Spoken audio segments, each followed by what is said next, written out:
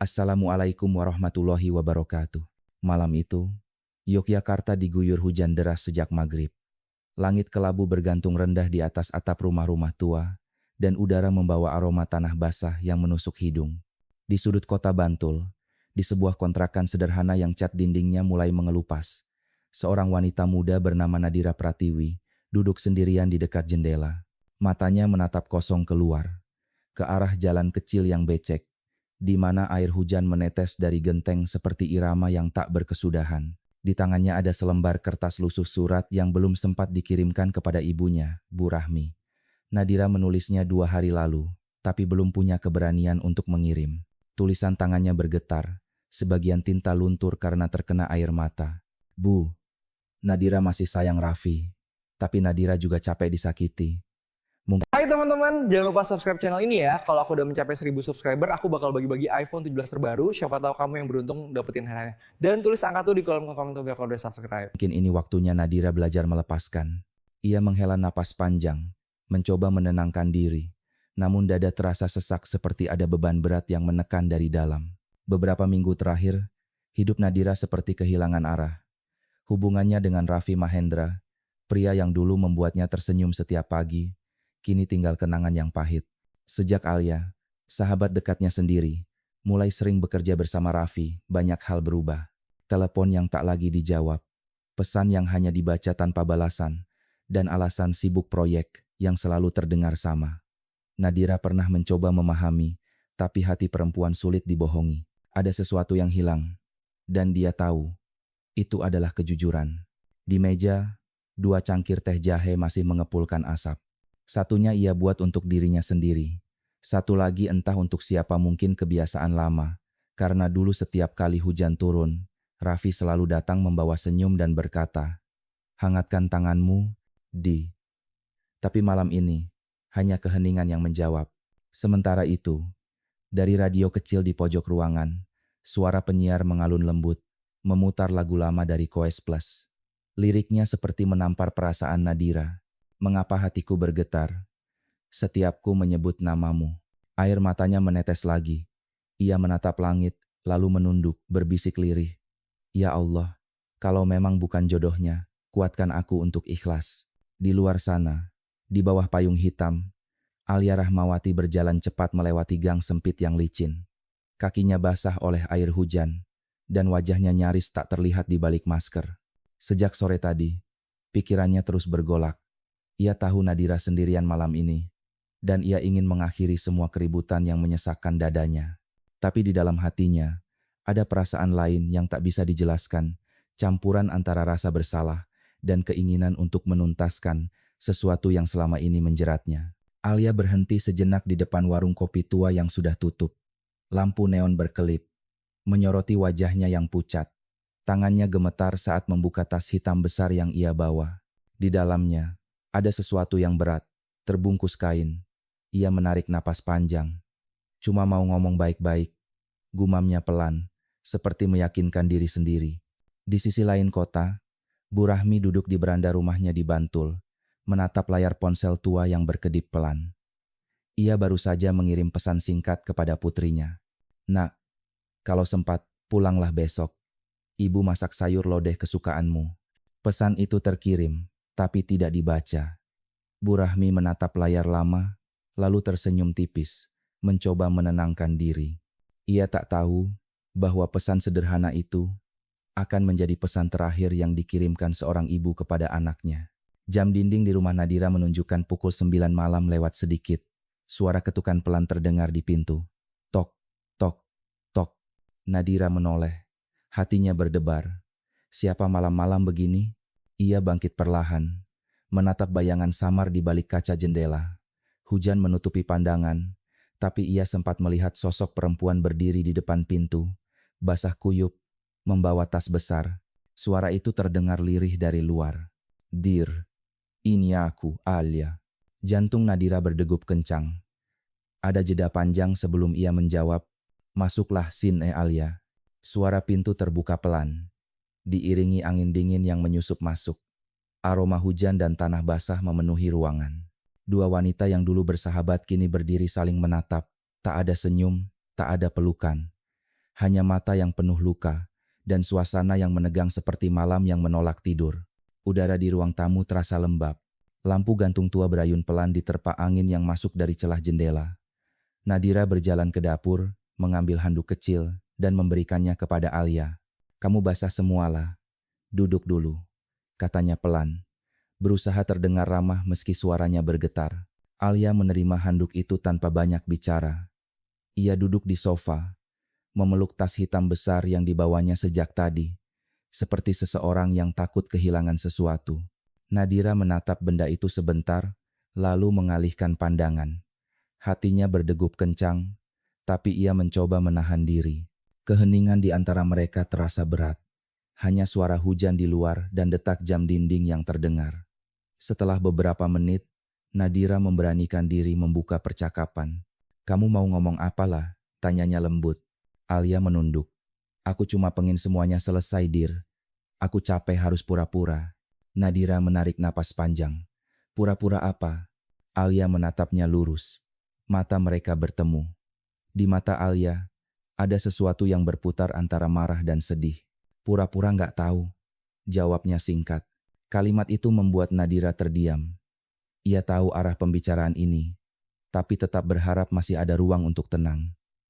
"Kalau kamu maksud Raffi," katanya perlahan, "aku tahu. Aku sudah tahu semuanya." Alia tersentak kecil, tapi segera tersenyum miris. "Tahu dari kapan?" "Cukup lama," jawab Nadira. "Aku lihat pesanmu di ponsel Raffi. Malam itu aku cuma bisa nangis, Alia. Kamu sahabatku. Aku percaya sama kamu." Suara Nadira mulai parau. Alia menggigit bibirnya. "Aku juga nggak mau begini, Dir. Tapi kamu tahu sendiri. Aku selalu ada di samping Raffi. Waktu kamu sibuk kerja, waktu kamu marah, siapa yang dia cari? Aku. Dan aku jatuh cinta, Dir. Aku nggak bisa menahannya." Nadira menatapnya dengan mata berkaca. "Cinta bukan alasan untuk menghancurkan orang lain. Lah, kalau kamu benar-benar cinta, kamu nggak akan buat seseorang kehilangan segalanya." Alia menunduk, bahunya bergetar. "Aku bukan mau menghancurkan kamu, tapi aku juga punya hak untuk bahagia." "Bahagia dengan cara ini?" Nadira berbisik. "Kamu ambil orang yang aku cintai. Kamu ambil kepercayaanku. Kamu pikir kebahagiaanmu bisa tumbuh di atas luka orang lain." Keheningan kembali turun. Di luar, suara petir menggema keras, membuat lampu berkedip sebentar. Alia mengusap air matanya cepat. "Kamu selalu sempurna, Dir. Semua orang sayang kamu. Bahkan Raffi pun gak pernah benar-benar bisa jauh dari kamu. Aku cuma ingin sekali saja ngerasain jadi orang yang dipilih." "Alia," suara Nadira lembut tapi tegas. "Kamu dipilih Tuhan untuk jadi dirimu sendiri, bukan bayangan orang lain." Kalimat itu seperti anak panah. Alia terdiam, tapi air matanya berubah jadi tatapan marah. "Kamu ngomong seolah kamu paling benar." Suaranya meninggi. "Kamu nggak tahu gimana rasanya jadi aku. Selalu dibandingkan, selalu kalah, selalu di belakang." Nadira berdiri, berusaha menahan diri. "Aku nggak mau bertengkar. Kalau kamu mau Raffi, ambil. Aku cuma mau hidupku tenang." "Tenang?" Alia berdiri juga, kini berhadapan dengannya. "Kamu pikir aku bisa tenang setelah semua ini? Setelah aku kehilangan segalanya?" Tiba-tiba, suara dering ponsel memecah suasana. Nama yang muncul di layar membuat keduanya membeku. "Raffi." Nadira menatap layar sebentar lalu mengangkat panggilan itu. "Halo?" Suaranya lirih. "Dir, aku di depan rumah. Aku harus bicara. Tolong bukakan pintu." Suara Raffi terdengar dari seberang, terburu-buru, disertai bunyi hujan deras di latar belakang. Nadira menoleh ke arah Alia. Wajah Alia berubah pucat. "Dia kesini?" Suaranya bergetar. "Ya, dia bilang mau bicara," jawab Nadira singkat. Beberapa detik kemudian, terdengar suara langkah cepat dan ketukan keras di pintu. Tok, tok, tok. Nadira melangkah ke arah pintu, sementara Alia berdiri kaku. Tangannya menggenggam tas hitamnya semakin erat. Begitu pintu dibuka, Raffi berdiri di sana, basah kuyup. Wajahnya tampak lelah, tapi matanya penuh penyesalan. "Kita harus selesaikan semua malam ini," katanya cepat. Alia melangkah maju. "Kamu nggak perlu jelaskan apapun, Vi. Aku sudah tahu kamu pilih siapa."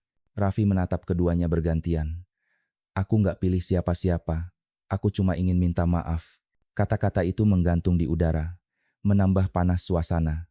Nadira menatap dua orang yang pernah ia sebut keluarga itu kini berdiri di hadapannya seperti dua orang asing. Air mata jatuh tanpa bisa ditahan. Kalian gak tahu rasanya kehilangan kepercayaan, katanya lirih. Kalian pikir cinta itu alasan untuk menyakiti. Raffi mencoba mendekat, tapi Alia menahan tangannya. Jangan, Vi. Suaranya pecah. Jangan dekati dia. Aku gak mau dia lagi di antara kita. Cukup, Alia, bentak Raffi. Semua ini sudah salah dari awal. Hening. Hanya suara hujan yang menjadi saksi dari tiga hati yang patah di bawah atap kontrakan kecil itu. Tak ada yang tahu bahwa malam itu, kata-kata terakhir yang terucap akan menjadi batas tipis antara cinta dan kehancuran. Hujan di luar semakin deras. Suaranya menutup hampir semua bunyi, termasuk detak jantung yang kini berpacu cepat di dalam dada tiga orang itu. Lampu gantung bergoyang pelan, memantulkan cahaya kekuningan yang redup. Di wajah mereka wajah yang dulu tersenyum bersama, kini menegang, penuh luka yang tak bisa diobati dengan kata maaf. Raffi berdiri di tengah ruangan, menatap dua wanita yang sama-sama ia cintai dengan cara yang berbeda. Aku gak pernah mau ini terjadi, katanya lirih, suaranya tenggelam di antara suara hujan. Nadira menatapnya dengan mata merah. Tapi kamu biarkan semua ini terjadi, Vi. Kamu diam waktu aku disakiti. Alia menatap mereka berdua, hatinya terbakar. Dia gak salah sendiri. Kamu juga salah, Dir. Kamu terlalu sempurna sampai orang lain gak punya ruang buat bernafas. Alia, cukup. Raffi menaikkan suara. Langkahnya maju mendekat. Jangan salahkan dia atas semua pilihan bodohku. Alia memundurkan langkah. Matanya berkaca-kaca. Kamu bilang bodoh. Lalu apa artinya semua yang aku korbankan, Vi? Semua waktu yang aku buang cuma buat kamu sadar aku ada. Nadira menatap mereka. Perih di dadanya semakin dalam. Ia berusaha menahan air mata. Kalian berdua. Aku bahkan gak tahu siapa kalian sekarang. Orang yang dulu aku sebut sahabat. Orang yang dulu aku sebut cinta. Ia mundur. Tangannya gemetar. Kenapa harus begini akhirnya? Suasana menjadi dingin, tapi bukan karena hujan. Raffi memegang kepala, bingung, menyesal, tak tahu harus bagaimana. Aku cuma pengen kita semua berhenti saling menyakiti, katanya parau. Tapi kalimat itu justru membuat Alia semakin tersulut. Berhenti? Katanya sinis. Kamu pikir semuanya bisa selesai dengan kata berhenti? Setelah aku kehilangan harga diriku, setelah aku kehilangan diriku sendiri, Alia melangkah maju, mendekati Nadira. Tatapannya tajam, tapi penuh air mata. Kamu tahu nggak, Dir? Setiap kali kamu cerita tentang dia, tentang rencana pernikahan kalian, aku cuma bisa senyum. Tapi di dalam hati aku terbakar. Aku iri. Aku ingin jadi kamu. Nadira menggeleng, berusaha menahan napasnya yang mulai berat. Kamu nggak perlu jadi aku lah. Kamu cuma perlu jadi dirimu sendiri. Aku nggak pernah minta kamu jadi bayanganku. Alia tertawa getir, tapi suaranya pecah di tengah tangis. Terlambat. Sekarang aku bahkan nggak tahu siapa aku tanpa dia. Raffi berusaha memisahkan mereka. Alia, tolong, tenang dulu. Namun tangan Alia menepisnya kasar. Kamu diam, Vi. Kamu yang buat semua ini kacau. Hujan semakin deras. Angin menerpa jendela, membuat daun pintu bergetar. Suasana mencekam.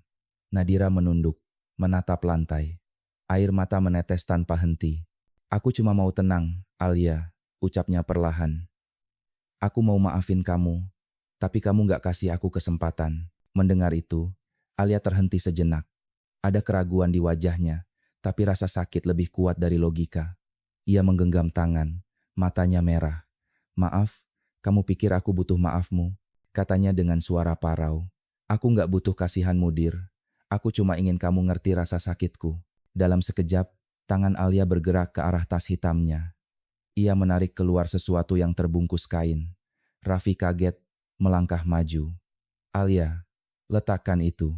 Namun Alia tampak seperti kehilangan kesadaran. Air matanya bercucuran, bibirnya bergetar. Kalian berdua selalu lihat aku sebagai bayangan. Sekarang lihat aku. Semua terjadi begitu cepat. Raffi mencoba menahan tangannya, tapi tubuh Nadira mundur terkejut, kehilangan keseimbangan.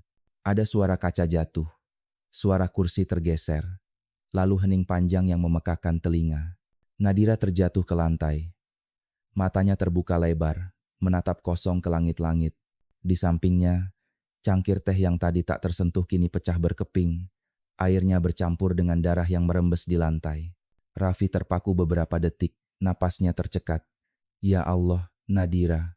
Suaranya nyaris tak keluar. Alia menatap tangannya sendiri dengan wajah pucat pasi. Aku nggak bermaksud, katanya terbata. Aku cuma ingin dia berhenti bicara. Raffi menoleh padanya. Wajahnya campuran antara marah dan tak percaya. Kamu sadar apa yang kamu lakukan? Alia mundur. Tubuhnya gemetar. Aku nggak mau begini. Ia mencoba mendekat ke arah Nadira, tapi Raffi menahan bahunya. Jangan sentuh dia. Mereka berdua terdiam. Hanya suara hujan yang terus mengguyur tanpa belas kasihan. Raffi jatuh berlutut, memeluk tubuh Nadira, sambil menangis histeris. Aku minta maaf, Dir. Aku minta maaf.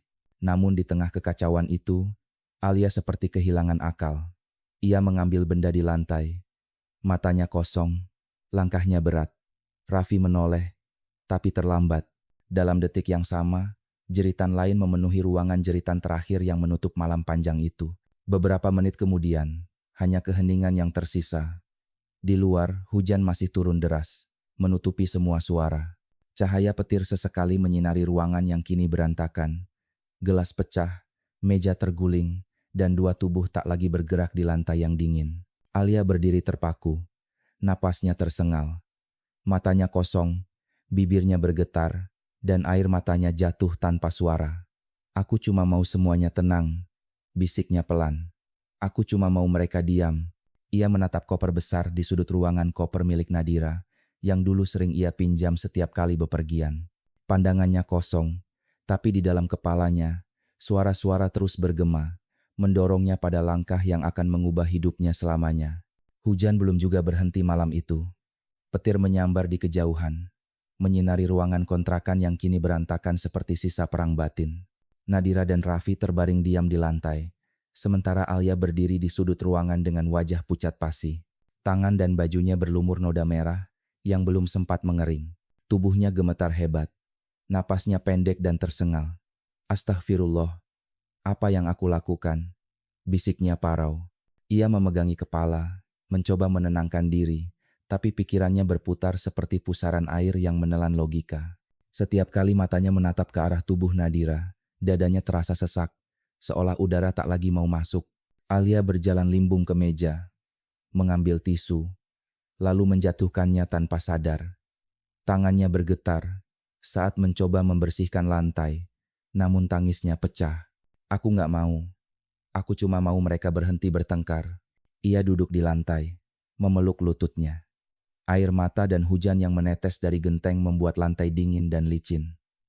Dalam kekacauan itu, suara di dalam kepalanya mulai berbisik, suara halus tapi menusuk. Kalau mereka nggak ada, kamu akan tenang, Alia. Tidak, jawabnya lirih.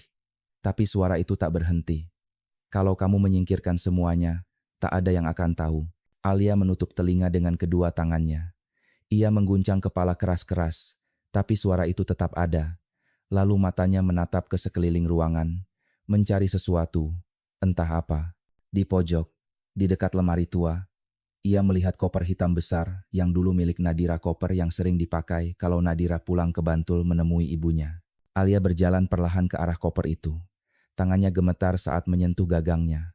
Aku cuma mau bersih-bersih, gumamnya, seperti orang yang berusaha menipu dirinya sendiri. Tapi tatapan matanya kosong. Ia menyeret koper itu ke tengah ruangan, membuka resletingnya dengan tangan yang basah.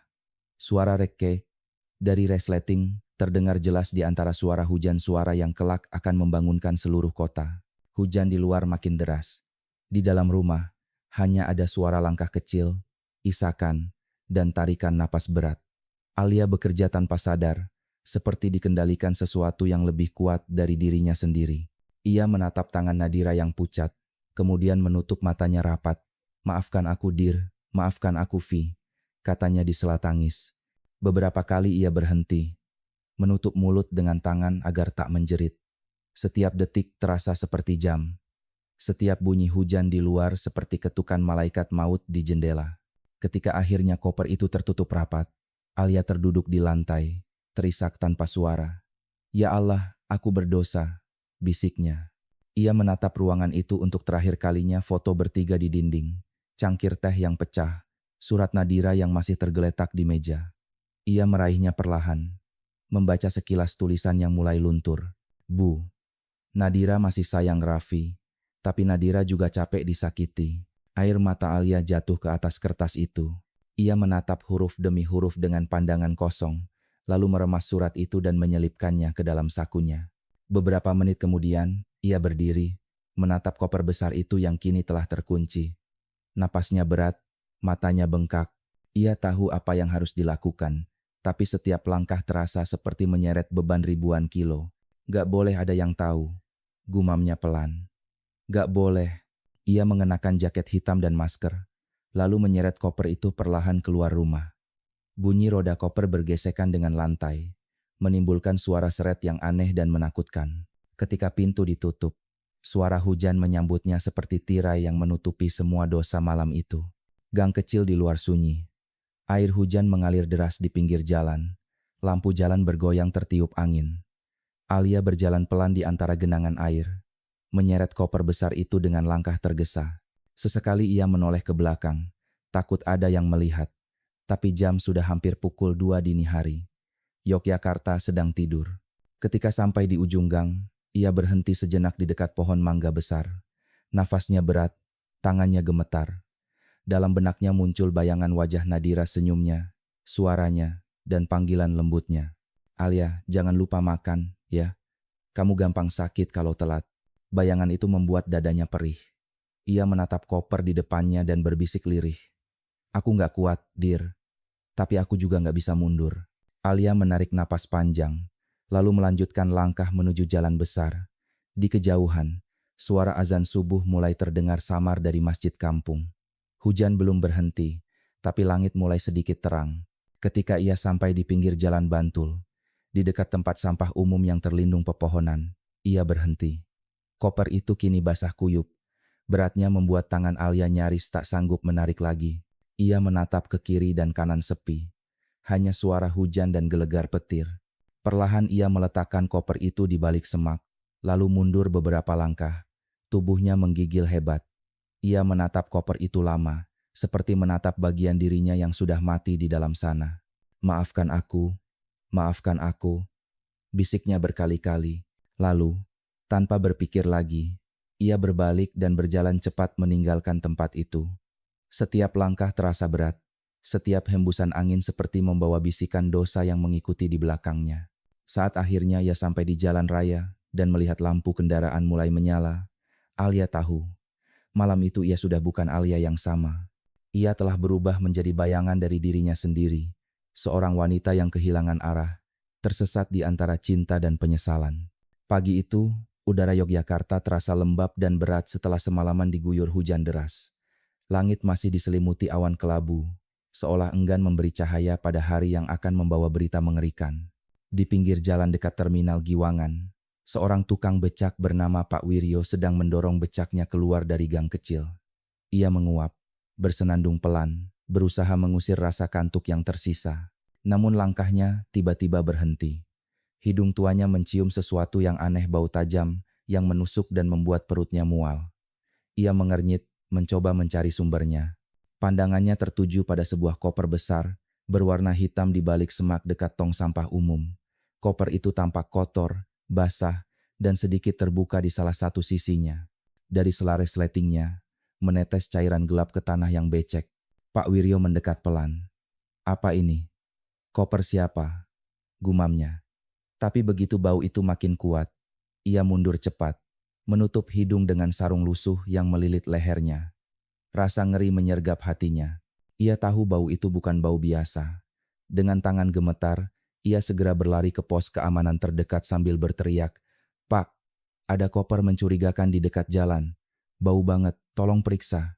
Tak lama kemudian, 2 petugas keamanan datang dengan wajah tegang. Mereka menatap koper itu, lalu saling berpandangan. Salah satunya berkata pelan, "Kita panggil polisi saja.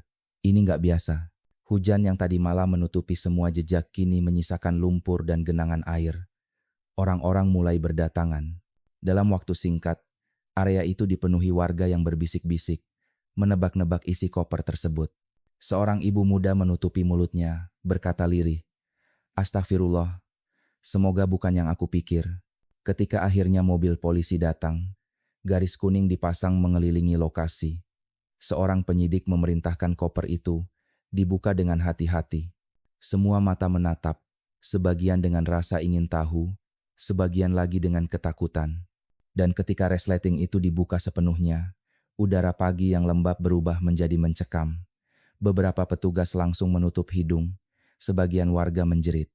2 jasad ditemukan di dalam koper, seorang pria dan seorang wanita.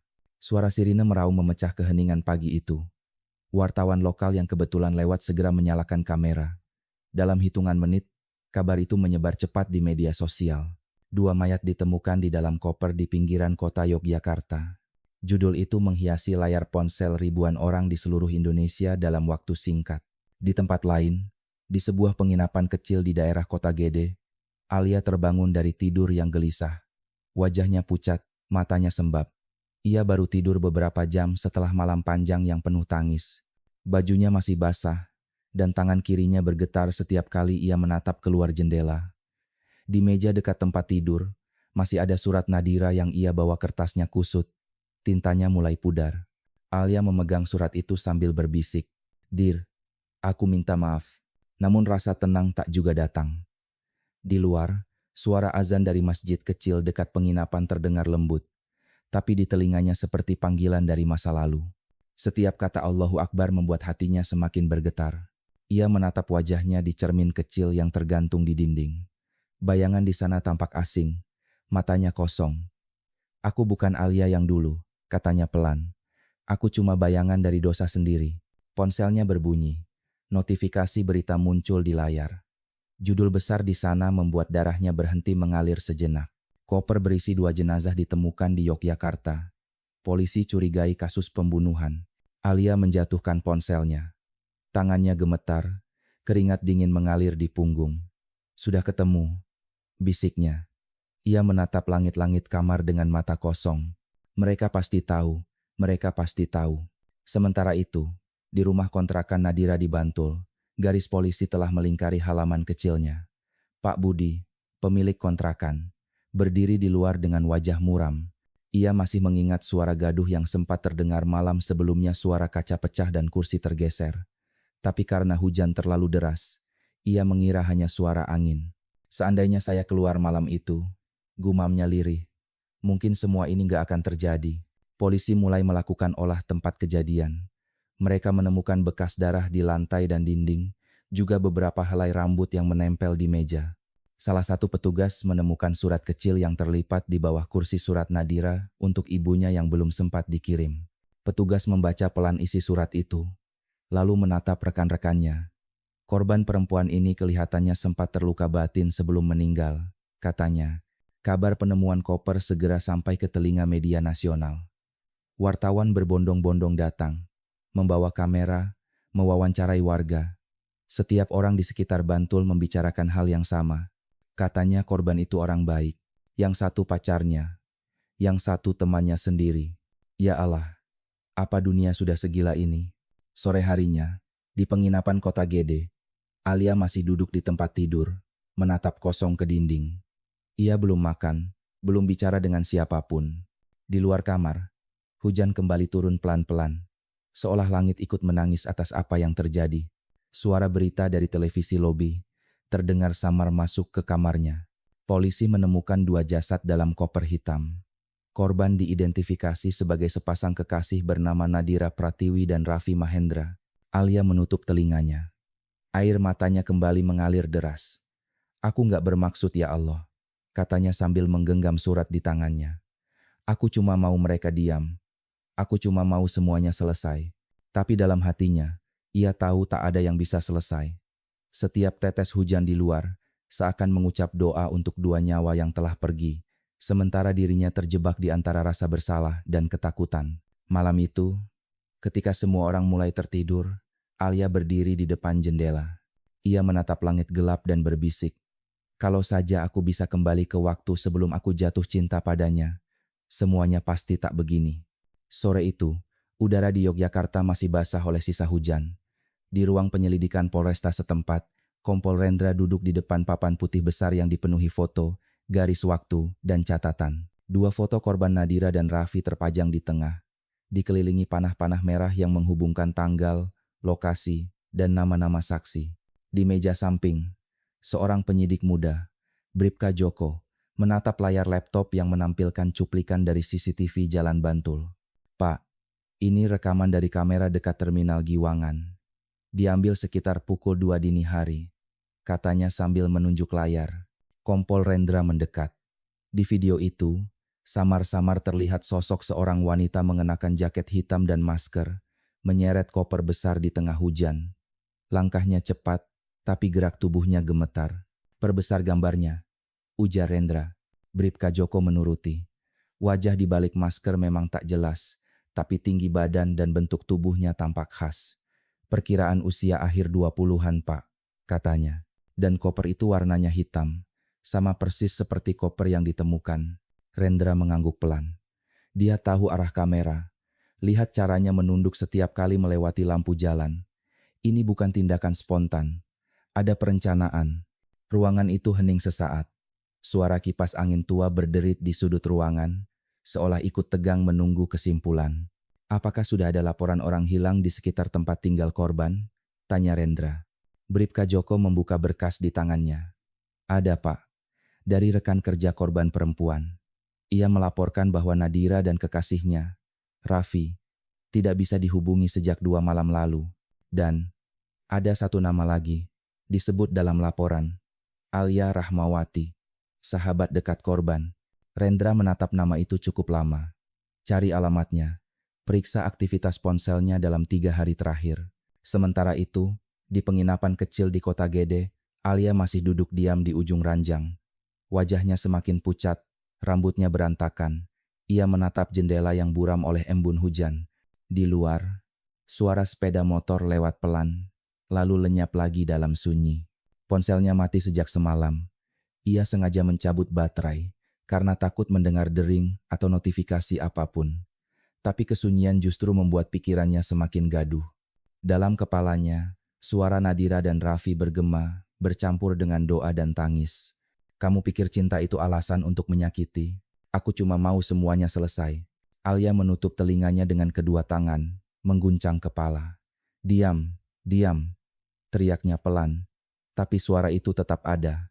Ia meremas surat Nadira yang kini sudah lusuh dan sobek di ujungnya. Di saat yang sama, dari televisi kecil di ruang lobi penginapan, berita baru muncul. Polisi telah mengidentifikasi ciri-ciri wanita yang terlihat membawa koper hitam. Diperkirakan pelaku mengenal korban secara pribadi. Hingga saat ini, pihak berwajib masih melacak keberadaannya.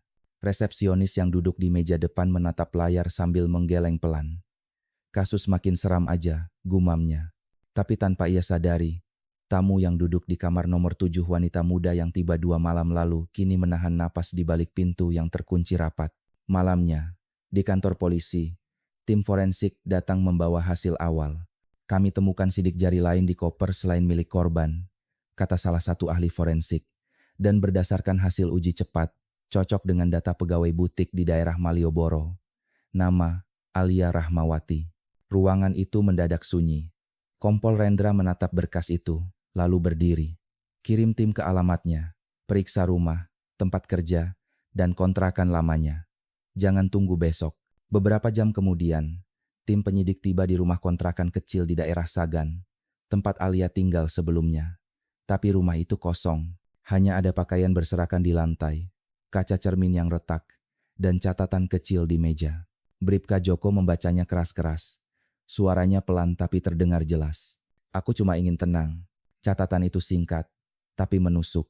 Kompol Rendra menatapnya lama, lalu berkata lirih, "Orang yang menulis ini sudah menyerah sebelum ditangkap." Keesokan harinya, berita tentang identitas pelaku menyebar cepat. Di warung kopi, di terminal, di media sosial nama Alia Rahmawati menjadi buah bibir. "Dia cantik, lembut. Nggak nyangka bisa tega begitu," kata seorang pelanggan warung. Katanya karena cinta ya, sahut yang lain. Cinta kalau salah arah bisa lebih berbahaya dari kebencian. Sementara itu, di rumah Bu Rahmi, Ibu Nadira, suasana duka masih menyelimuti. Di ruang tamu kecilnya, foto Nadira dikelilingi bunga melati. Bu Rahmi duduk di depan foto itu sambil menggenggam tas kecil peninggalan anaknya. Ibu masih ngerasa kamu pulang tiap malam. Nak, bisiknya. Ibu masih masak sayur lodeh kesukaanmu. Air matanya jatuh tanpa henti. Seorang tetangga mencoba menenangkan, tapi Bu Rahmi hanya menggeleng pelan. Aku cuma mau tahu kenapa sahabatnya tega. Sore itu, langit Yogyakarta kembali gelap.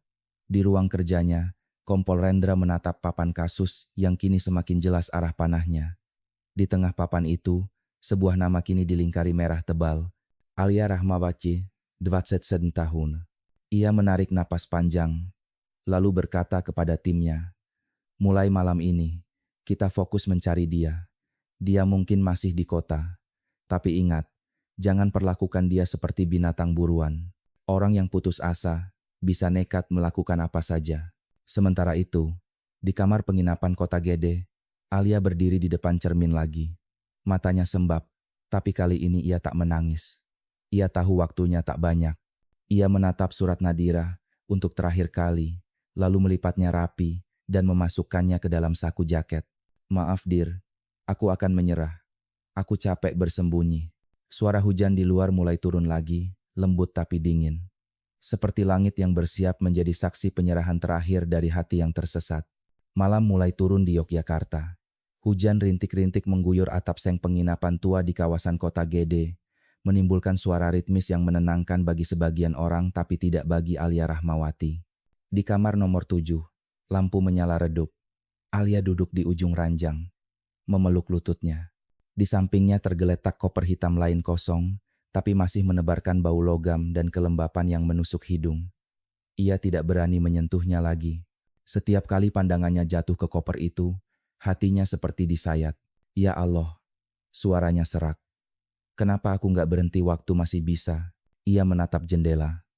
Hujan menetes pelan di kaca, menciptakan bayangan wajahnya yang terbelah dua, satu penuh air mata, satu lagi datar tanpa ekspresi. Dua sisi yang kini berperang di dalam dirinya. Di meja kecil dekat tempat tidur, surat Nadira masih terlipat rapi, sedikit lembab oleh udara malam. Alia mengusapnya perlahan. Dir, kalau aku bisa ganti semuanya dengan nyawaku, aku akan lakukan, bisiknya lirih. Tapi sekarang, mungkin aku cuma pantas dihukum. Di tempat lain, di ruang penyelidikan Polresta, Kompol Rendra sedang menatap peta digital yang menampilkan titik terakhir sinyal ponsel Alia. Terakhir aktif di sekitar Kota Gede, Pak, ujar Bribka Joko. Kita juga punya laporan dari resepsionis penginapan. Katanya ada tamu perempuan mirip Alia yang menginap sejak 2 hari lalu, tanpa identitas. Rendra berdiri. Kita berangkat sekarang. Jangan ribut. Pastikan semua prosedur jalan. Mobil polisi meluncur pelan menembus gerimis. Lampu sirine dimatikan agar tidak menarik perhatian. Di sepanjang jalan, suasana kota terasa sunyi. Hanya beberapa pedagang masih berkemas di pinggir trotoar, dan bau tanah basah menguap di udara. Sampai di penginapan kecil itu, tim segera mengambil posisi. 2 polisi berjaga di pintu depan, 2 lainnya di lorong belakang. Kompol Rendra berjalan pelan menuju kamar nomor 7, ditemani Bribka Joko yang membawa berkas foto Alia. Rendra mengangkat tangannya, memberi isyarat, lalu terdengar suara tok, tok, tok, lembut di pintu. Selamat malam, polisi, ucap Rendra dengan suara tenang. Kami cuma ingin bicara, Nona Alia. Tak ada jawaban, hanya suara rintik hujan dan derit kipas angin dari dalam kamar. Rendra menatap Joko, lalu mencoba lagi. Alia, kami tahu kamu ada di dalam. Kami tidak datang untuk menyakiti. Kami hanya ingin dengar kebenarannya. Masih tak ada jawaban. Tapi dari dalam, terdengar langkah pelan mendekat, lalu berhenti di balik pintu. Hening beberapa detik, lalu suara pelan itu terdengar. Pak, aku sudah tahu kalian akan datang. Kompol Rendra menatap Joko. Ia memberi isyarat untuk bersiap. Tapi sebelum mereka bertindak, suara kunci berputar dari dalam. Pintu terbuka perlahan, dan di sanalah Alia berdiri. Wajahnya pucat, rambutnya acak-acakan, Mata bengkak karena tangis. Di tangannya ada surat yang terlipat. Aku udah capek bohong, Pak, katanya lirih. Aku mau selesai. Rendra menatapnya dengan tenang. Kami di sini bukan untuk menghakimi Alia. Tapi kamu harus ikut kami agar semuanya jelas. Alia mengangguk lemah. Aku tahu. Aku nggak mau kabur lagi. Ia berjalan keluar perlahan. Disambut lampu lorong yang temaram. Para petugas menatapnya tanpa berkata-kata. Tak ada perlawanan. Tak ada jeritan. Hanya langkah kaki yang pelan dan berat. Saat mereka melewati lobi, resepsionis yang tadi siang melihat berita itu berdiri terpaku. Wajahnya pucat, matanya tak percaya. Itu, dia, gumamnya. Alia menunduk, tak menatap siapapun. Ia seperti bayangan yang lewat di antara manusia seolah sudah bukan bagian dari dunia ini. Di dalam mobil polisi, suasana sunyi. Kompol Rendra duduk di sebelah Alia yang diborgol lembut di depan. Tangannya gemetar. Kenapa kamu gak menyerahkan diri sejak awal, Alia? Tanya Rendra perlahan. Alia menatap keluar jendela. Lampu-lampu jalan memantul di matanya yang kosong. Aku takut, Pak. Aku tahu semua orang bakal benci aku. Tapi waktu kalian datang tadi, aku malah lega. Aku udah capek hidup di antara kebohongan. Rendra mengangguk pelan. Kamu tahu, menyesal itu tanda masih ada nurani. Alia menunduk. Air matanya jatuh tanpa suara. Tapi nuraniku udah terlambat, Pak. Aku udah matiin 2 orang yang paling sayang sama aku. Hujan di luar semakin deras, menampar kaca mobil dengan lembut. Dalam hening itu, Alia berbisik. Aku cuma pengen bilang ke mereka, aku gak pernah benci. Beberapa jam kemudian, di markas polisi, berita penangkapan Alia tersebar ke seluruh kota. Polisi berhasil mengamankan Alia Rahmawati, tersangka utama kasus koper hitam Yogyakarta. Warga berdatangan ke depan kantor polisi. Sebagian ingin melihat wajah pelaku. Sebagian hanya ingin memastikan bahwa mimpi buruk itu sudah berakhir. Ketika Alia dibawa turun dari mobil, kamera-kamera wartawan langsung menyala. Suara tanya berhamburan. Kenapa kamu lakukan itu? Apa kamu menyesal? Apa ini karena cinta? Alia tak menjawab. Ia hanya menunduk. Air matanya jatuh menetes ke tanah yang basah oleh hujan. Di kejauhan, suara azan subuh mulai terdengar, menggema lembut di udara yang kelam. Ia berbisik pelan, hampir tak terdengar. Aku menyesal. Ya Allah, aku benar-benar menyesal. Pagi masih gelap ketika hujan reda. Di dalam gedung Polresta Yogyakarta, suasana hening. Hanya terdengar suara langkah petugas dan desiran kipas angin tua yang berputar pelan di langit-langit. Di salah satu ruangan tanpa jendela, cahaya lampu putih menyorot meja logam yang dingin. Di sanalah Alia Rahmawati, duduk, tangan terborgol di depan, matanya kosong, wajahnya pucat seperti kehilangan seluruh warna kehidupan. Di seberangnya, Kompol Rendra duduk dengan berkas tebal di tangannya.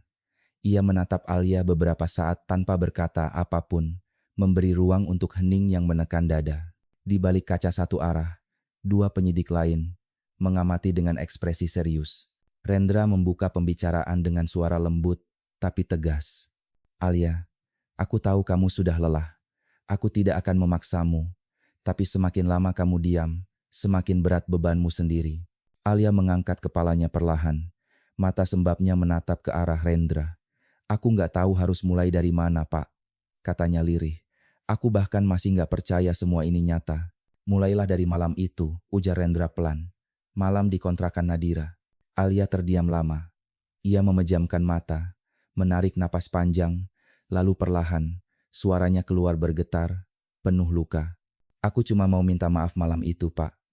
Aku pikir kalau aku datang, aku bisa jelasin semuanya. Aku capek dikejar rasa bersalah. Aku mau ngomong langsung ke Nadira. Tapi waktu aku datang, dia langsung marah. Dia bilang, aku pengkhianat, aku perusak, aku gak kuat dengarnya. Air mata mulai menetes di pipinya. Tangannya menggenggam rantai borgol erat-erat. Aku cuma pengen dia berhenti ngomel, Pak. Aku pengen dia dengar aku dulu. Tapi dia terus nangis, terus teriak. Raffi datang. Aku kira dia bakal tenangin semuanya. Tapi dia malah belain Nadira. Katanya aku salah, aku egois. Aku ngerasa gak ada yang ngerti aku lagi. Rendra menatapnya diam-diam. Lalu apa yang terjadi setelah itu? Alia menelan ludah. Suaranya hampir hilang. Aku dorong dia, Pak. Aku cuma pengen dia diam. Tapi dia jatuh ke meja. Kepalanya kena ujung kaca. Aku kaget, darah keluar banyak. Aku panik. Raffi langsung teriak, nyuruh aku keluar. Tapi aku nggak bisa gerak. Aku cuma lihat Nadira nggak bangun-bangun. Ia terisak keras, lalu menutup wajahnya dengan kedua tangan. Aku nyoba nolong, tapi Raffi dorong aku. Dia marah, dia nelpon seseorang, mungkin polisi. Aku takut, Pak. Aku takut banget. Aku cuma mau semuanya berhenti. Aku ambil benda itu. Aku nggak tahu kenapa aku lakukan itu. Ruangan kembali hening. Hanya suara tangis kecil terdengar. Rendra menatap catatannya, lalu meletakkannya perlahan di meja. Dan setelah itu, Alia menggeleng lemah. Raffi jatuh. Aku nggak ingat jelas. Aku cuma tahu waktu itu semuanya blur. Aku panik. Aku duduk lama di lantai. Nggak bisa mikir apapun. Aku cuma dengar hujan di luar. Aku pikir kalau aku tinggalin tempat itu begitu aja, semua orang bakal tahu aku yang bunuh mereka. Ia menatap kosong ke arah lampu di atas kepala. Aku cari kain. Aku lihat koper di pojok. Aku cuma pengen sembunyiin semuanya.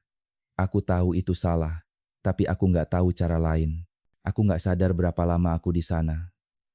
Waktu sadar, hari udah hampir pagi. Kenapa kamu nggak menyerahkan diri? Tanya Rendra pelan. Alia tertawa kecil, tapi suaranya getir. Siapa yang mau dengar alasan orang seperti aku, Pak? Dunia nggak butuh pembenaran dari pembunuh. Aku tahu orang-orang bakal benci aku. Aku sendiri aja benci diriku. Rendra menghela napas panjang. Ia menatap Alia dengan mata lembut, tapi penuh beban. Kamu tahu, Alia, kadang dosa bukan cuma soal perbuatan, tapi juga soal pilihan yang kita biarkan terlalu lama. Kamu biarkan rasa sakitmu tumbuh, sampai akhirnya menelanmu sendiri. Alia menatapnya, air mata jatuh lagi. Aku cuma mau dicintai, Pak. Sekali aja. Dengan cara yang gak bikin aku jadi bayangan orang lain. Dan sekarang, tanya Rendra. Sekarang aku cuma mau mereka tenang, jawabnya lirih. Aku gak mau Nadira atau Raffi marah di alam sana. Aku tahu mereka berdua orang baik. Rendra menutup berkasnya perlahan. Kamu tahu, Alia, mengaku seperti ini butuh keberanian besar. Tapi apa kamu siap menerima konsekuensinya? Alia mengangguk lemah. Aku udah siap, Pak. Aku bahkan udah siap mati.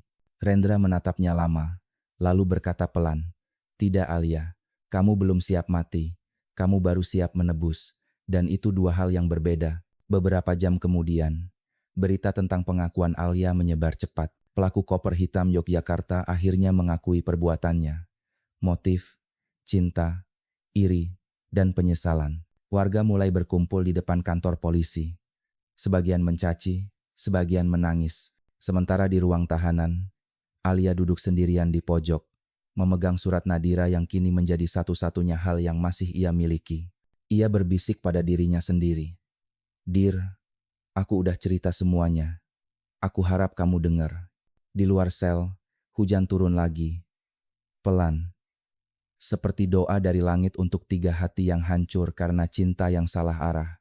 Langit Yogyakarta pagi itu berwarna kelabu. Hujan turun ringan, seolah bumi sendiri sedang berduka.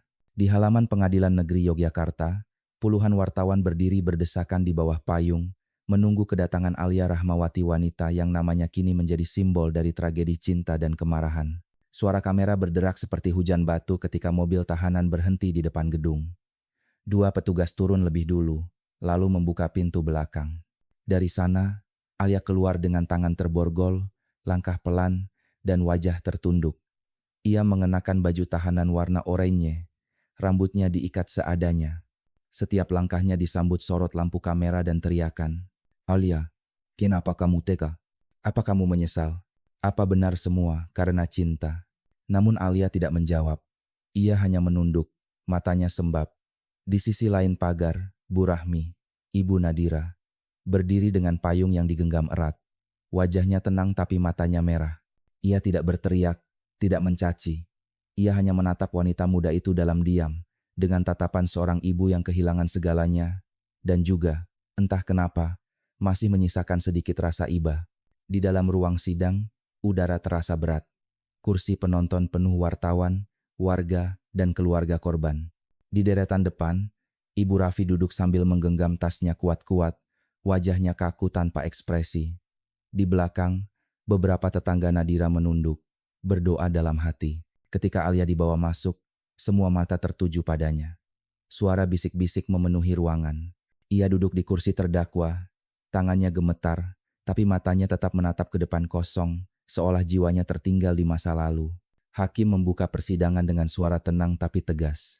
Sidang perkara nomor 37/2018 atas nama terdakwa Alia Rahmawati dibuka dan dinyatakan terbuka untuk umum. Jaksa kemudian berdiri, membacakan surat dakwaan panjang yang menggema di seluruh ruangan, bahwa terdakwa, dengan sengaja dan sadar, telah melakukan tindakan yang mengakibatkan meninggalnya 2 orang, Nadira Pratiwi dan Raffi Mahendra, bahwa setelah kejadian tersebut, terdakwa berupaya menghilangkan jejak dengan menyembunyikan jasad korban ke dalam koper dan meninggalkannya di area publik. Setiap kalimat dakwaan seperti palu yang menghantam dada Alia. Ia menggigit bibirnya, menahan tangis. Di tengah pembacaan, suaranya pelan terdengar. Semua itu benar, Yang Mulia. Tapi aku nggak bermaksud membunuh. Aku cuma kehilangan kendali. Suara di ruang sidang mendadak riuh. Beberapa orang berseru marah, sebagian lain meneteskan air mata. Hakim mengetukkan palu, memerintahkan ketenangan. Tenangkan diri Anda, Nona Alia. Ucap Hakim. Sidang ini bukan untuk menghukum dengan amarah, tapi untuk mencari kebenaran. Saksi pertama yang dihadirkan adalah Pak Budi, pemilik kontrakan tempat tragedi itu terjadi. Dengan suara gemetar, ia menceritakan apa yang ia dengar malam itu. Saya sempat dengar suara barang jatuh, kursi tergeser, dan perempuan menjerit. Tapi waktu itu hujan deras sekali, jadi saya pikir cuma suara angin. Seandainya saya keluar waktu itu, suaranya terhenti. Ia menunduk, menatap lantai dengan mata basah. Kemudian, seorang polisi forensik maju memberikan keterangan tentang bukti-bukti yang ditemukan, darah di lantai, sidik jari di koper, dan surat Nadira yang belum sempat dikirim. Surat itu kini menjadi barang bukti yang paling menyayat hati. Jaksa memegang surat itu dengan hati-hati, lalu membacakan isinya di depan pengadilan. Bu, Nadira masih sayang Raffi, tapi Nadira juga capek disakiti. Mungkin ini waktunya Nadira belajar melepaskan. Tangisan pecah di ruang sidang. Bu Rahmi menutup wajahnya dengan selendang. Itu tulisan anakku, isaknya pelan. Alia tak sanggup lagi menahan air matanya. Ia menunduk, tubuhnya bergetar. Maaf Bu, katanya lirih. Aku minta maaf. Namun suaranya tenggelam di antara tangis dan bisik-bisik. Ketika gilirannya tiba untuk berbicara, Hakim menatap Alia dengan tatapan dalam.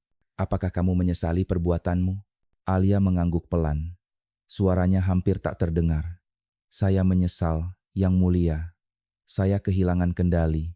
Saya mencintai mereka berdua, tapi saya nggak tahu caranya mencintai dengan benar. Ruangan mendadak hening. Tak ada suara, hanya isak kecil dari kursi penonton belakang. Bahkan Hakim pun terlihat menahan napas sejenak. Alia melanjutkan, saya tahu saya nggak bisa minta ampun dari manusia. Tapi saya cuma ingin bilang, kalau waktu bisa diputar, saya lebih baik pergi jauh daripada menyakiti mereka. Hakim menunduk, menuliskan sesuatu di berkasnya. Baik, Nona Alia. Sidang akan dilanjutkan minggu depan dengan agenda tuntutan jaksa. Palu diketuk. Sidang ditutup. Ketika Alia dibawa keluar, hujan kembali turun. Wartawan mengejarnya dengan mikrofon dan kamera, tapi ia tetap diam. Di tepi tangga, Bu Rahmi berdiri menatapnya sekali lagi. Tatapan itu bukan lagi amarah, hanya kesedihan yang dalam, dan entah sedikit rasa iba. Alia berhenti sejenak, lalu menunduk. Bu, maaf, katanya lirih. Bu Rahmi tidak menjawab. Hanya air matanya yang jatuh, bercampur dengan hujan di pipinya. Ia berbisik pelan, tapi cukup keras untuk didengar Alia. Anakku nggak akan kembali, Nak. Tapi semoga Allah mengampuni kamu kalau kamu benar-benar menyesal. Alia menangis diam-diam saat dibawa masuk ke mobil tahanan. Di balik kaca, Yogyakarta yang dulu penuh cahaya kini terlihat suram. Seolah seluruh kota pun ikut kehilangan cahaya karena cinta yang berubah menjadi bencana. Pagi itu, ruang sidang penuh sesak. Udara Yogyakarta lembab, dan suasana di luar gedung seperti menahan napas. Hujan semalam belum sepenuhnya berhenti. Sisa tetes air masih menetes dari pepohonan di halaman pengadilan. Hari ini adalah sidang putusan. Sejak dini hari, masyarakat sudah berdatangan. Wartawan menyiapkan kamera. Keluarga korban duduk di barisan depan, sementara beberapa warga hanya berdiri di luar, berusaha mendengar dari pengeras suara. Ketika Alia Rahmawati dibawa masuk, suasana langsung hening. Tak ada teriakan kali ini. Hanya suara langkahnya yang menggema di lantai marmer. Ia tampak lebih tenang dibanding sidang sebelumnya. Wajahnya pucat, tapi matanya tampak pasrah.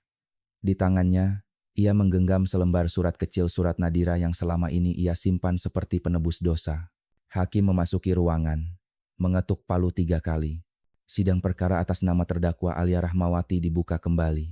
Jaksa berdiri lebih dulu, membacakan tuntutan, bahwa berdasarkan bukti, pengakuan terdakwa, dan hasil pemeriksaan forensik, terdakwa terbukti secara sah dan meyakinkan melakukan tindak pidana pembunuhan berencana dan penghilangan jejak. Untuk itu, kami menuntut terdakwa dengan hukuman penjara seumur hidup. Setelah pembacaan selesai, ruangan terdiam.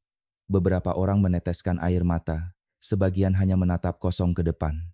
Alia memejamkan matanya. Bibirnya bergetar, tapi ia tidak menolak. Ia tahu, kalimat itu adalah konsekuensi dari setiap pilihan yang pernah ia buat. Kemudian hakim mempersilakan Alia menyampaikan pembelaan terakhirnya. Ia berdiri pelan, suaranya serak tapi jernih. Yang mulia, saya nggak akan membela diri. Semua yang dikatakan jaksa benar. Saya memang bersalah. Ia menatap keluarga korban di deretan depan. Saya tahu tidak ada kata maaf yang bisa mengembalikan mereka. Tapi saya mohon, jangan ingat saya sebagai pembunuh. Ingat saya sebagai manusia yang pernah salah arah karena cinta. Suaranya mulai bergetar. Saya mencintai mereka berdua, tapi cinta saya salah. Saya berpikir bahwa dengan memiliki, saya akan bahagia. Tapi ternyata saya kehilangan segalanya mereka, diri saya, dan bahkan keberanian untuk hidup. Di barisan penonton, beberapa orang menunduk.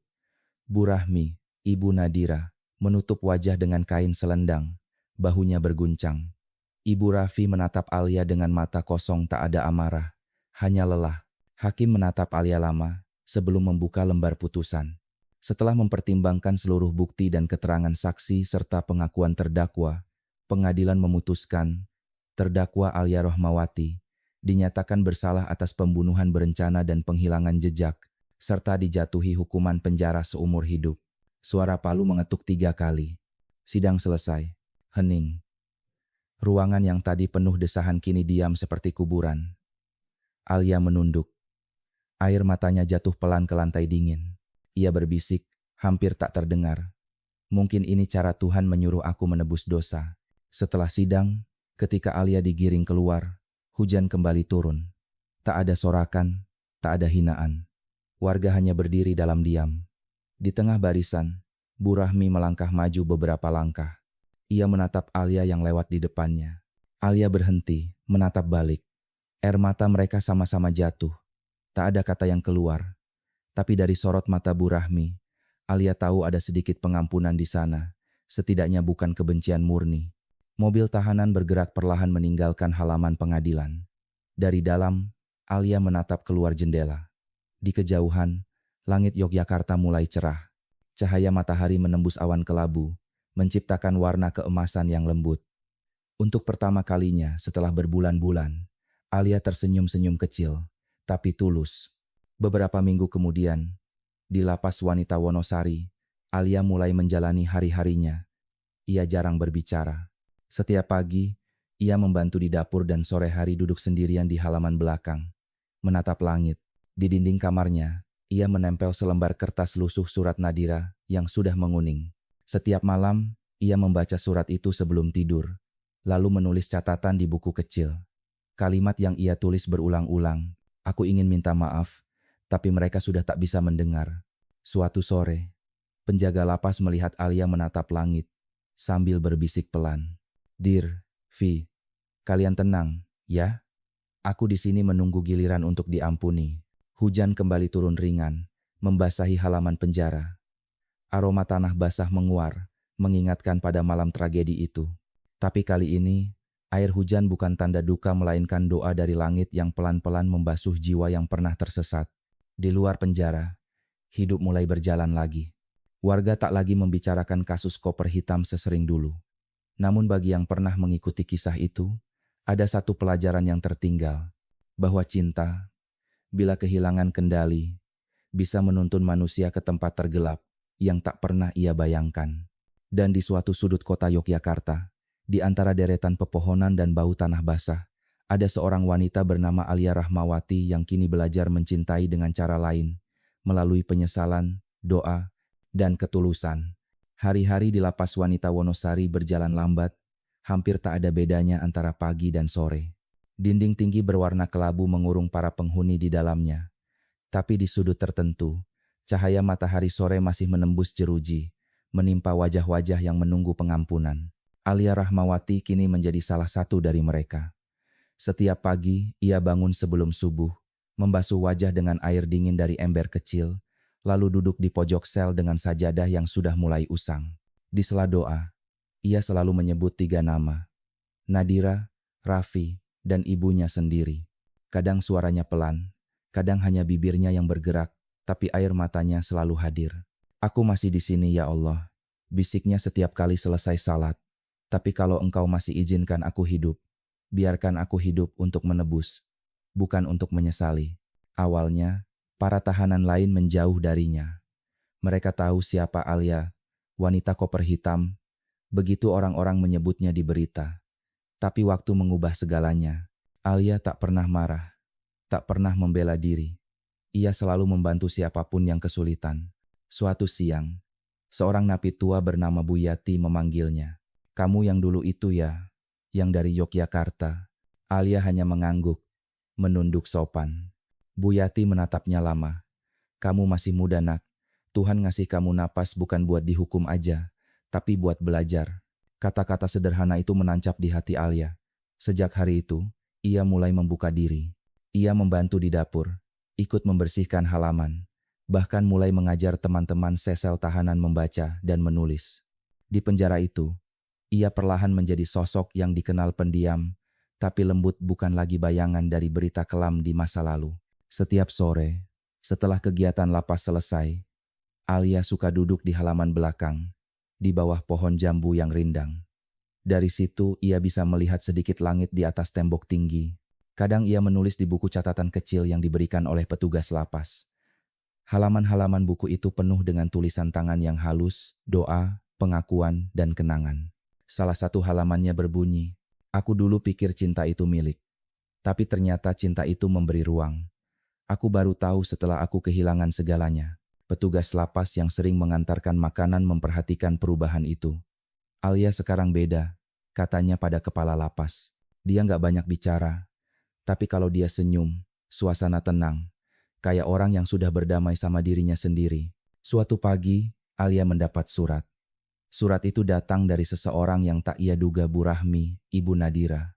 Petugas menyerahkannya dengan raut ragu. Alia membaca amplop itu perlahan. Jantungnya berdebar. Di luar amplop, hanya tertulis satu kalimat pendek. Untuk Alia, dari seorang ibu yang kehilangan. Dengan tangan gemetar, ia membuka surat itu. Tulisan tangan Bu Rahmi bergetar tapi tegas. Alia, ibu nggak tahu harus mulai dari mana. Waktu dengar kamu divonis, ibu masih marah. Tapi makin ibu tua, ibu sadar, marah nggak bikin anak ibu hidup lagi. Nadira pasti juga nggak mau ibu terus tenggelam dalam dendam.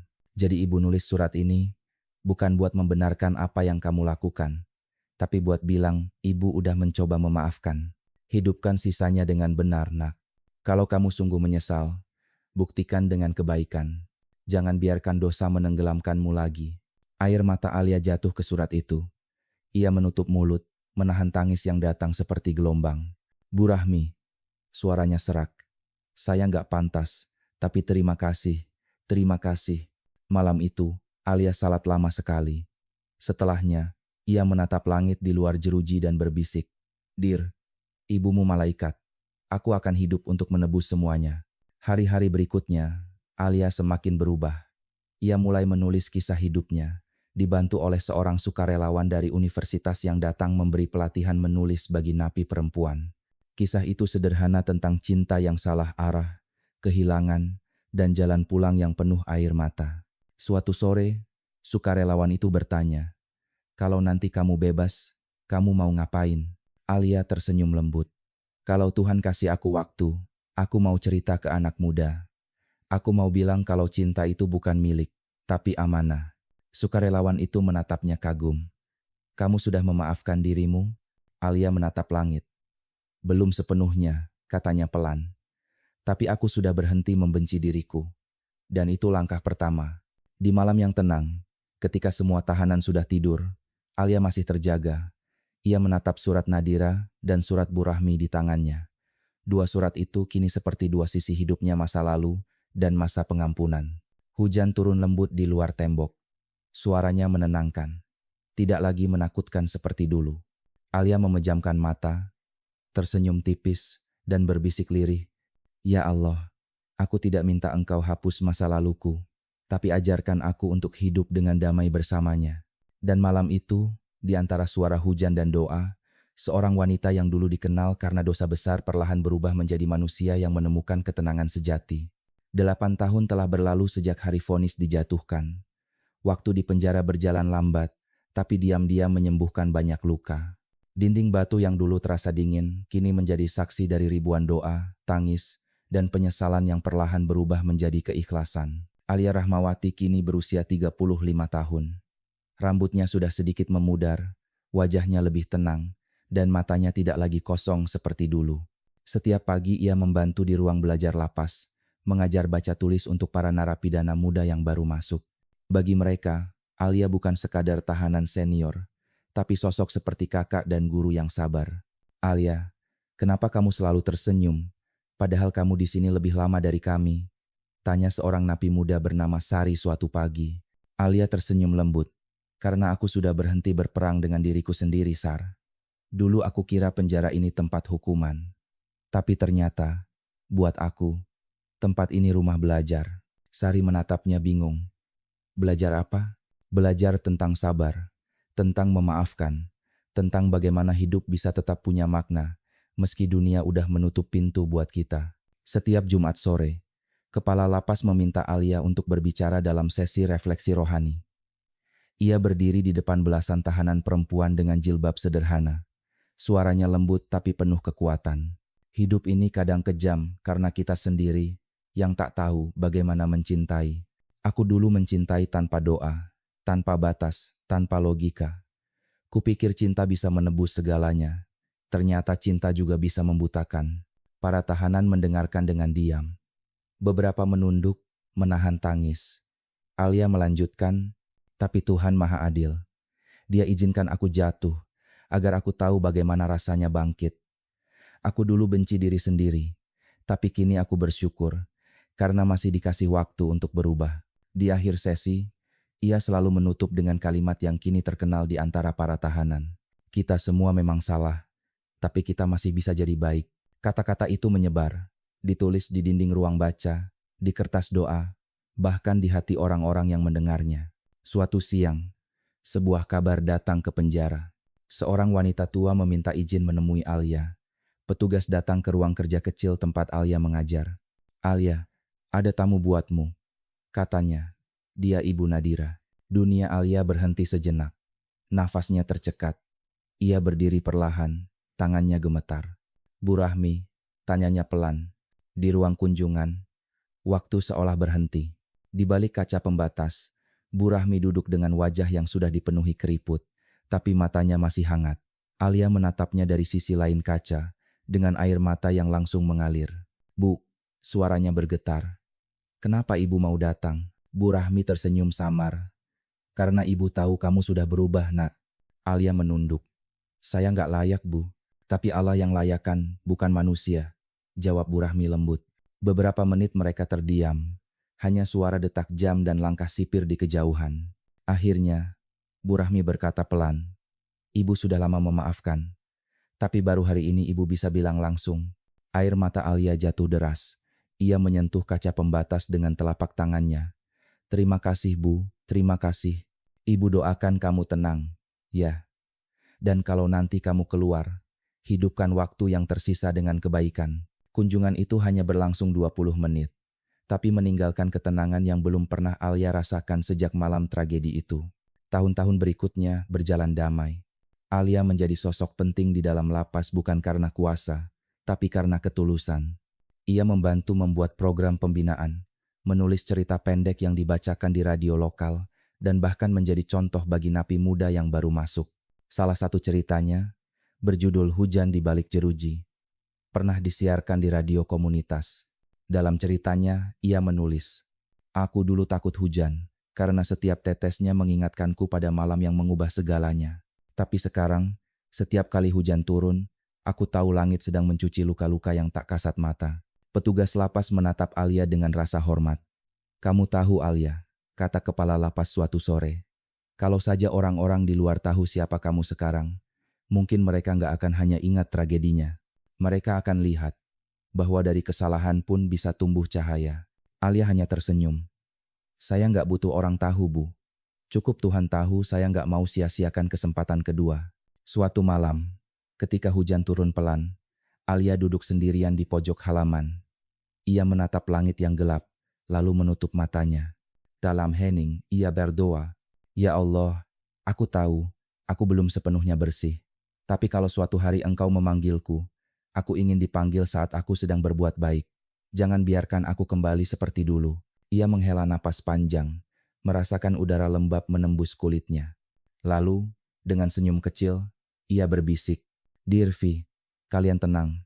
Ya, aku juga udah tenang sekarang." Petir menyambar jauh di ufuk barat, tapi tak lagi menakutkan. Karena di balik jeruji, di antara hujan dan doa, seorang wanita yang dulu tersesat kini benar-benar menemukan jalan pulangnya. Pagi itu, udara Yogyakarta terasa hangat. Matahari baru naik di balik perbukitan Gunung Kidul, menembus kabut tipis yang bergelayut di atas sawah. Di halaman lapas wanita Wonosari, beberapa petugas berdiri berbaris rapi. Di tengah mereka, seorang wanita berwajah lembut dengan kerudung abu-abu muda sedang berdiri tenang, Alia Rahmawati. Setelah 15 tahun, hari itu tiba juga, hari kebebasan bersyarat. Kepala lapas menatapnya dengan senyum haru. "Alia, kamu sudah jadi contoh bagi banyak orang di sini. Bukan cuma karena kamu berubah, tapi karena kamu belajar mencintai hidup lagi. Kami semua mendoakan kamu." Alia menunduk hormat. "Terima kasih, Bu. Penjara ini bukan tempat menghukumku, tapi tempat Tuhan memperbaiki aku." Petugas menyerahkan surat bebas bersyarat. Tangan Alia bergetar ketika menerimanya. Air matanya jatuh pelan, bukan air mata duka, tapi kelegaan. Ia menatap gerbang besar di depannya. Gerbang yang dulu terasa seperti tembok maut. Kini, gerbang itu terbuka. Langkah pertamanya keluar terasa ringan. Burung-burung pagi terbang di atas kepala. Hembusan angin membawa aroma tanah basah dan suara adzan dari kejauhan. Yogyakarta masih sama, tapi bagi Alia, dunia sudah sepenuhnya baru. Beberapa minggu setelah kebebasannya, Alia tinggal di rumah kecil di pinggiran Sleman. Rumah itu sederhana, berdinding bata tanpa cat, dengan halaman kecil tempat tumbuh bunga melati yang ia tanam sendiri. Setiap pagi, ia mengajar membaca anak-anak kampung. Tak ada yang tahu siapa dirinya dulu. Bagi mereka, Bu Alia hanyalah guru yang lembut dan penyabar. Tapi di setiap nasihatnya, terselip kisah dari masa lalu yang ia ubah menjadi pelajaran hidup.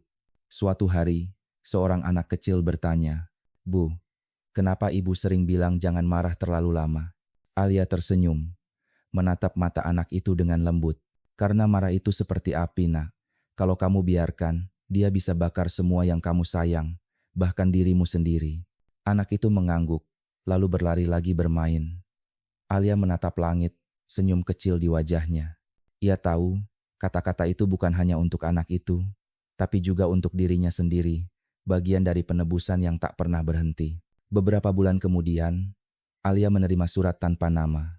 Amplopnya berwarna coklat muda, hurufnya rapi dan sopan.